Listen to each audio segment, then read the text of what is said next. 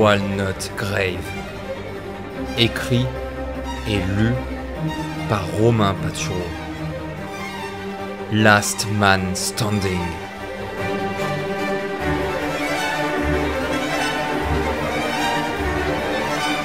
La nuit poursuivait son cours. Ses ténèbres bouleversées par l'inépuisable brasier qu'était devenu Walnut Grave.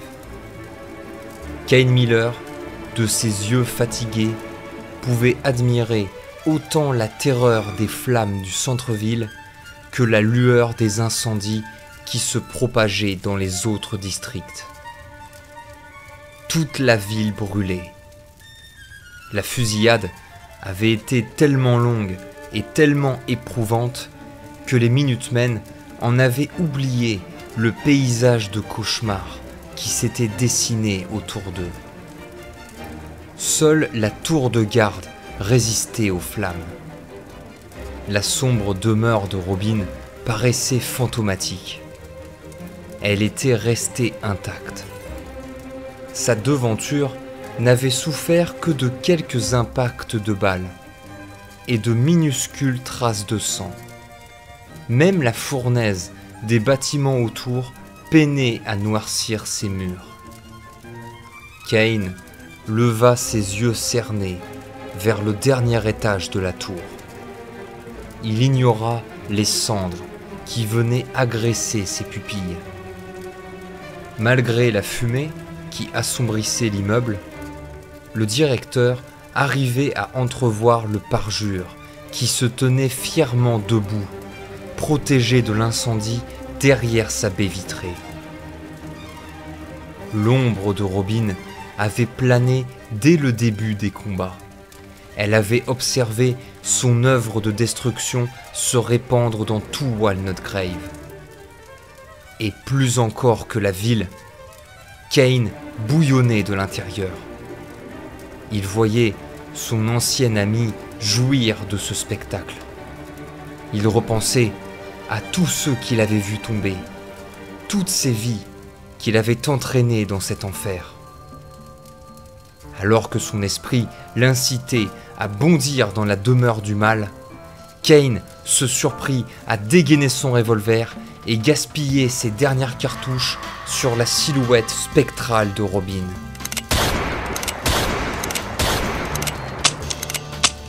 Sans prêter attention à la fumée qui attaquait ses narines, ignorant ses tympans assaillis par les coups de tonnerre du pistolet, Kane fit voler la baie vitrée en des milliers d'éclats de verre qui se répandirent dans toute la rue.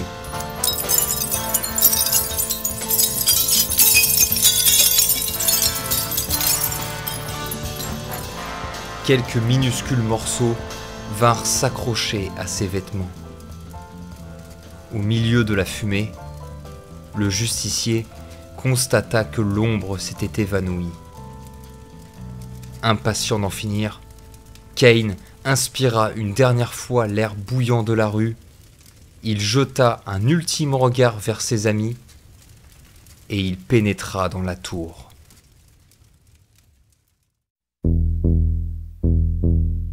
Le grand hall était désert, silencieux. Alors que toute la ville brûlait, l'intérieur de la tour était des plus paisibles. Le cavalier noir avança lentement en direction de l'escalier central. Ses yeux scrutaient tous les recoins de la salle. Il se posait sur chaque objet, sur chaque ombre qui l'encerclait. Tout était parfaitement ordonné, rangé à sa place. Même l'électricité fonctionnait. La tour de garde n'avait subi aucun dommage, alors que la ville volait en éclats autour d'elle. Toujours sur ses gardes, le justicier grimpa les escaliers. Il savait que le démon se cachait dans cette forteresse et qu'il l'attendait pour frapper. Ce n'est qu'après avoir gravi l'escalier en rasant les murs que Kane atteignit enfin le bureau de Robin. Il hésita plusieurs secondes. Il serra fermement la poignée de la porte. Le danger était proche. Peut-être le traître l'attendait-il derrière cette porte, fusil en joue. Cette seule hypothèse aurait suffi à embrouiller n'importe qui. Mais pas Kane Miller. Quand il pensait à Robin, il revoyait Billy, ensanglanté, étendu sur son lit. Il se remémora chacun de ses amis qui avaient donné leur vie pour protéger la sienne. Robin. Ce nom résonna dans sa tête et suffit à le pousser à bout. Sans aucune hésitation, Kane enfonça la porte du bureau qui se brisa et vola dans la pièce. Le justicier tomba alors sur le regard horriblement calme de Robin Finger, qui se tenait debout, appuyé sur son bureau, jouant avec ses pouces et affichant un large sourire narquois. Eh bien, tu en as mis du temps. On va dire que la nuit a été longue. Qu'est-ce qui s'est passé, Rob? Pourquoi tu fais ça? Quelle est la finalité de tout ceci? Il est nombre de choses que personne ne peut comprendre. Aucun de vous ne pouvait concevoir la réalité de cette situation. Mais va te faire foutre! Elle est très simple à concevoir, ta situation. T'as fait cramer toute la ville. Charlène, Martin, Jerry, ils y sont tous restés en tentant de la sauver. Harry, je sais pas ce qu'il est devenu, mais je le compte quand même parmi les victimes. Je ne sais pas combien de pauvres gens sont morts cette nuit à cause de toi. Et pourquoi? Parce que tu refuses de laisser la morphine t'emporter tout seul? Ou parce que t'es juste trop con pour admettre que ta femme ne ressent plus rien pour le monstre que tu es devenu? Ça te fait marrer? Ça te fait marrer? Ça te fait marrer d'avoir foutu en l'air toute une putain de ville? Ça te fait marrer de savoir que tous tes amis sont morts en essayant d'arrêter tes putains de magouilles? Non. Je viens de me rendre compte que toi et moi, on avait beaucoup de points communs. Et l'un d'eux, c'est que le Tout-Puissant semble s'amuser à se jouer de nous, en nous offrant un amour chimérique auquel nous ne pourrons jamais goûter. Cette dernière allusion poussa Kane à se ruer sur Robin. Sans dire un mot, le justicier attrapa son ami et lui asséna son coup de poing le plus fulgurant. Sans ménagement, il le jeta sur le tapis du bureau, au centre de la pièce. Kane sentait ses narines exhaler, à la manière d'un taureau enragé. Sa vision se troubla. Ma passion n'avait rien de chimérique, sale con! On ne partage aucun point commun. Tu t'es foutu de moi, enfoiré. Comme tu t'es foutu de toute cette ville. Tu vois, quand Martin a amené Pauline pour se planquer chez moi ce soir, j'ai eu du mal à croire que tu fus responsable de son cocard. Mais maintenant, la seule chose que j'ai en tête, c'est comment je vais lentement t'arracher ce sourire de ta sale petite gueule d'aliéné. Arrête de rire! Je vais te tuer, tu m'entends? Et je vais le faire lentement. La première chose que je vais faire, c'est graver mes initiales sur ton front. C'est bon pour les putes, ce genre de traitement. Le besoin de se défouler s'intensifia une fois encore. Kane enchaîna les coups de pied sur le monstre par terre. Je l'aimais! Sale enfoiré! Je l'aimais! Et c'était tout à fait réciproque. Mais toi, tu pouvais tellement pas supporter de me voir profiter de ce qu'il t'était impossible de connaître avec Pauline, que tu as ravagé le visage de celle que j'adorais. Et encore, t'es tellement lâche que tu as ordonné à Schwartz de faire le boulot pendant que tu jouissais du spectacle. C'est ça! Si Schwartz a bien fait son boulot, il a dû te dire que c'était Schuster le responsable. Et toi, tu y as cru, sans hésitation. Dépassé par tous les événements, Kane finit par craquer. Il laissa les larmes s'échapper de ses yeux cernés. Il agrippa le démon et le releva. Il le plaqua contre un des piliers qui entouraient les restes brisés de la baie vitrée. Une chaleur étouffante s'engouffrait par la brèche. Le cavalier noir n'avait plus la force de se battre. Il ne voulait pas se battre.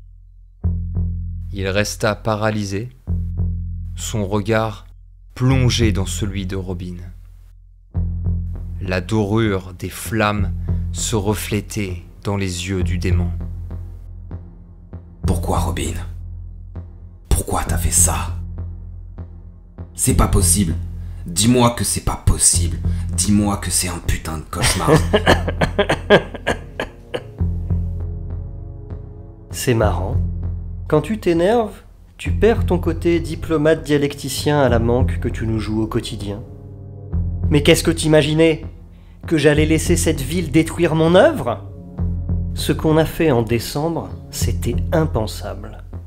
6 âmes vagabondes contre 40 fusils, qui aurait cru que ça marcherait? Mais tu vois, cette fourmilière a refusé qu'on les sauvait du désastre. Et pire encore, elle nous a traînés dans cette boue qui l'a façonnée. Alors, après avoir failli mourir trop de fois pour les rats de cette ville, j'en suis venu à leur montrer ce à quoi ils avaient échappé. Tu as encore vaincu une bonne 60aine de fusils ce soir, monsieur Miller. Ça a dû étancher ta soif de vengeance. J'ai pas eu le temps de les compter. J'ai déjà beaucoup de mal à comprendre comment tu as pu rallier tant de détraqués pour ça. Le cavalier noir pointa du regard le brasier qui encerclait la tour de garde. Ah, un sacré travail. C'est William Stone qui a posé la première pierre. Cet imbécile voulait libérer Siegel. Tel était son vrai but en quittant McKean. Retrouver les bonnes grâces de son mentor et filer retrouver sa famille en Louisiane. Alors, j'ai marché dans son sens. Je l'ai laissé rameuter les restes du syndicat. Tu vois, la grande erreur des Minutemen a été de croire que le mal de Walnut Grave se limitait uniquement à Walnut Grave. Le syndicat avait des agents bien plus éloignés, à Nashville, à Memphis ou encore à Knoxville. Et Stone me les a tous amenés. Il était certain que le grand retour de la pègre allait bientôt débuter. Pendant ce temps, Schwartz a persuadé les fidèles de Thomas Mandrake que l'avènement de la race blanche prendrait ses fondations ici, à Walnut Grave. Et moi, je m'occupais de notre belle police, aveuglés par le pouvoir et le fric que je leur avais promis. Ce sont là 3 clans que vous avez affrontés ce soir, chacun avançant dans un but différent, qui viendrait au final se joindre à une seule et unique issue. En t'excitant avec l'image de ta dulcinée ravagée, j'espérais que tu serais assez chamboulé pour tuer sans hésiter. Et c'est ce que tu as fait. C'est une veine pour toi que Charlène et Jerry soient revenus pour t'épauler.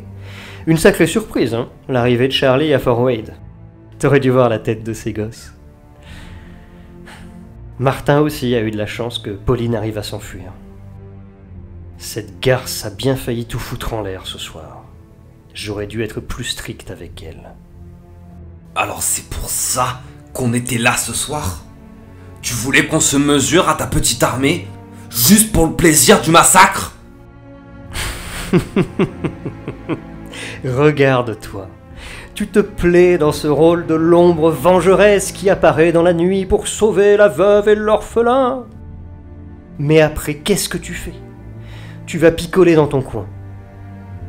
Parce qu'intérieurement, tu sais très bien que jamais tu n'arriveras à enterrer le crime dans cette ville. Walnut Grave est maudite. Elle est née sous les augures du mal, et seul son effondrement total pouvait la purifier. Ce soir, c'est chose faite. Ce soir, le diable a enfin été chassé de ces lieux. Ce sont les mots de Blackjack, ça, pas les tiens. Mais Blackjack était fou. Il se servait de la crédulité du syndicat pour avancer dans son effroyable dessein. C'est ce que tu penses, mais ce n'est sûrement pas ce que l'histoire retiendra. Personne ne pourra jamais dire, comprendre, ni même envisager le pourquoi de tout ça. Schwartz, Stone, Dixon, tous ceux qui auraient pu apporter un semblant de réponse ont été balayés par la fougue des Minutemen. J'avais préparé tout un petit discours à Schwartz sur sa relation fictive avec Schuster. Je lui avais promis que ses bobards le protégeraient, mais tu en as décidé autrement. Et quand viendra l'heure des explications, il n'y aura plus que moi pour témoigner. Robin asséna à son tour un coup de poing dévastateur qui fit tomber le cavalier noir par terre. À moitié groggy au sol, Kane ressentit une infâme douleur l'assaillir à la mâchoire. Un répugnant goût de sang se répandit dans sa bouche. Le justicier n'eut pas le temps de retrouver ses esprits que des coups de pied vinrent cogner sur son ventre et son visage. Alors qu'il luttait vainement contre les assauts répétés de Robin, Kane entendait résonner dans sa tête la voix glaçante du démon.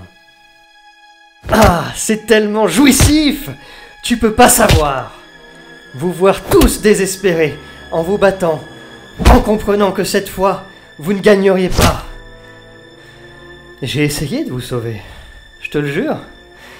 Mais vous étiez tellement aveuglés par votre soif de justice que j'ai vite laissé tomber. Tu me traites d'aliéné parce que j'ai laissé les flammes dévorer Waldengrave. Mais toi alors, tu ne t'es même pas rendu compte que tu étais un pauvre pion dans ce carnage. Car pendant que mes hommes purgeaient la ville, toi et tes amis avaient également participé à la fête. En exterminant toutes les petites frappes et les gangsters du coin.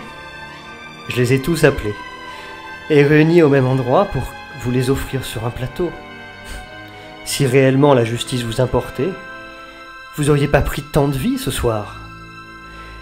Et le pire, c'est que tu t'es laissé berner, toi aussi, par cette vipère de Pauline, qui est allée jusqu'à se cogner contre les murs pour feindre une stupide maltraitance conjugale. Pauvre con que vous êtes!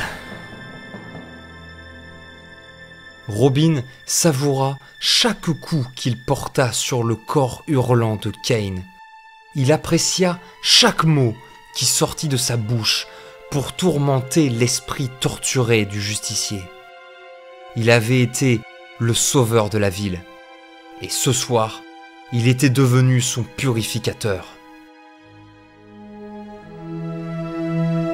Bien heureux de cette pensée, le démon cessa de frapper son ancien ami. Il voulait voir son visage terrorisé. Mais quand Kane tourna la tête, il surprit Robin en affichant un large sourire ensanglanté.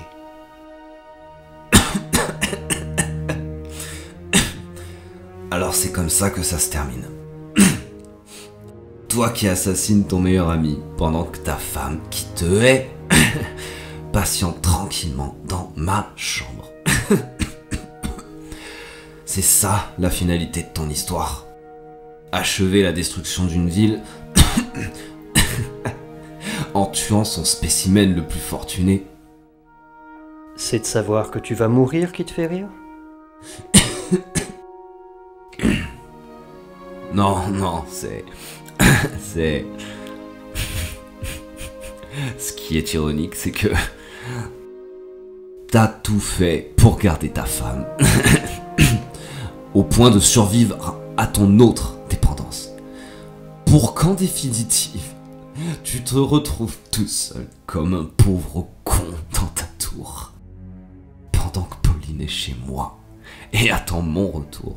Parce qu'au point où elle en est, même le roi des alcooliques apparaît comme le mari idéal comparé à toi.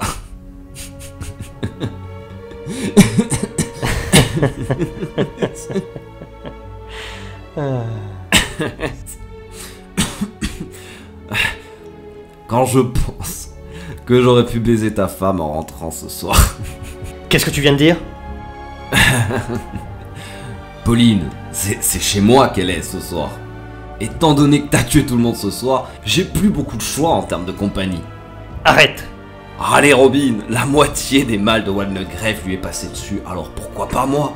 Arrête! Tu peux pas savoir à quel point c'est jubilatoire de me dire que tu vas me tuer dans 2 minutes comme tu l'as fait avec toute cette ville ce soir, mais qu'après, tu seras encore et toujours aussi seul et pitoyable. Et j'espère sincèrement que Pauline attendra ta venue avec un revolver. Les yeux de Robin rougirent de colère. Ses membres se mirent à trembler.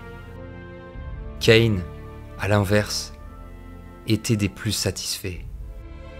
Il arborait un large sourire narquois et se voyait clairement accepter son funeste destin.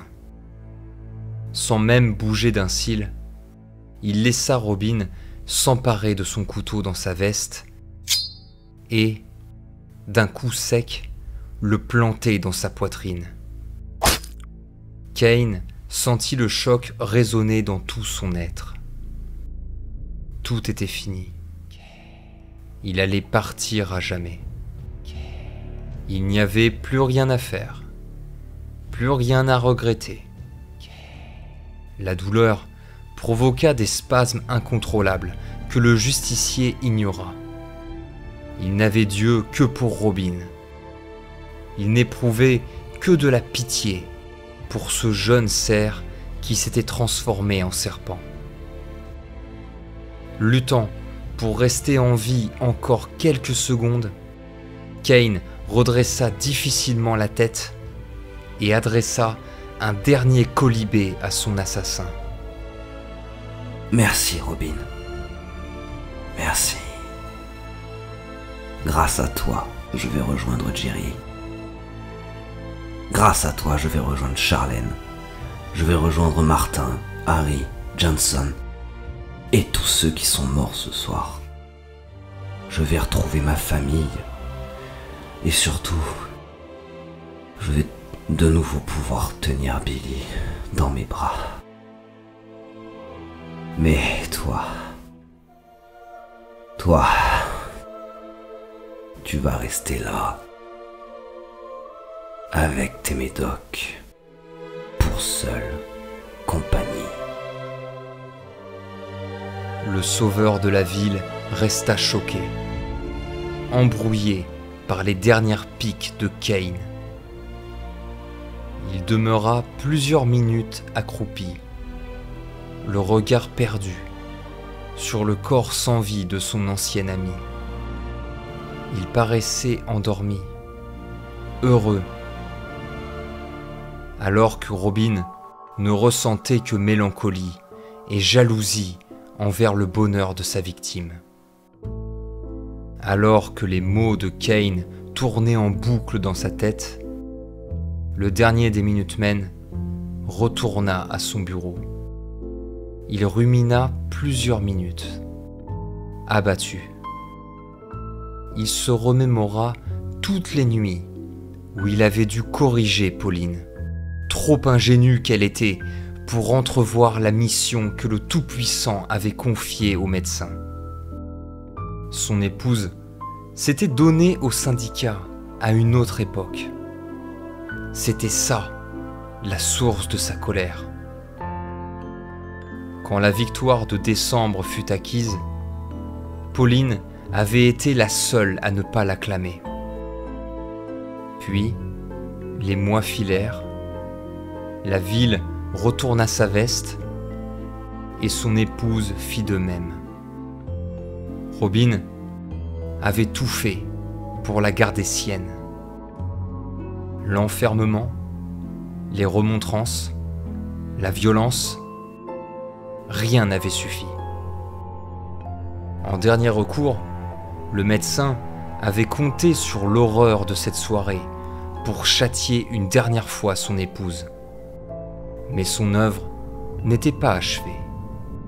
Robin devait s'assurer que Bill Robinson lui aussi disparaisse. Et ensuite, il irait s'occuper de Pauline. Robin avait gagné.